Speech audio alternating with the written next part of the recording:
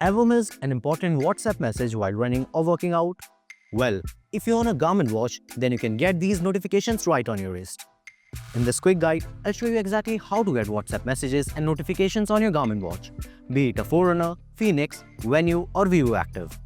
I'm using my Forerunner 265 for this demonstration, but the process is the same for all Garmin watches, since it will be performed on the smartphone app anyways. First things first, make sure that your Garmin watch is connected to the paired smartphone. Now, in the Garmin Connect app, go to the More section. You'll see a bunch of options.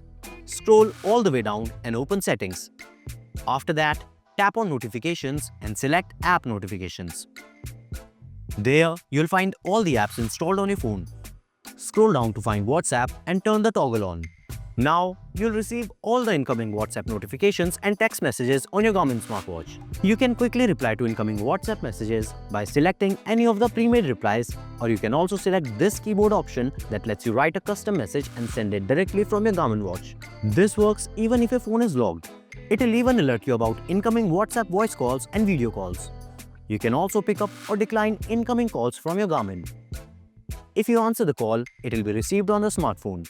You cannot continue with the call on your Garmin smartwatch. If you miss any incoming WhatsApp calls or video calls, you can call them back from your Garmin.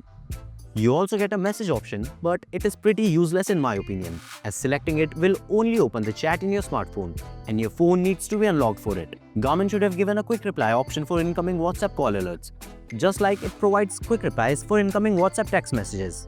One important thing to note is that you cannot initiate WhatsApp calls or send new text messages from your Garmin watch. You can only reply to incoming messages using quick replies or the on-screen keyboard.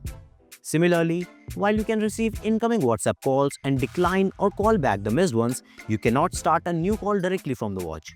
Garmin's functionality is limited to notifications and responses rather than full communication control.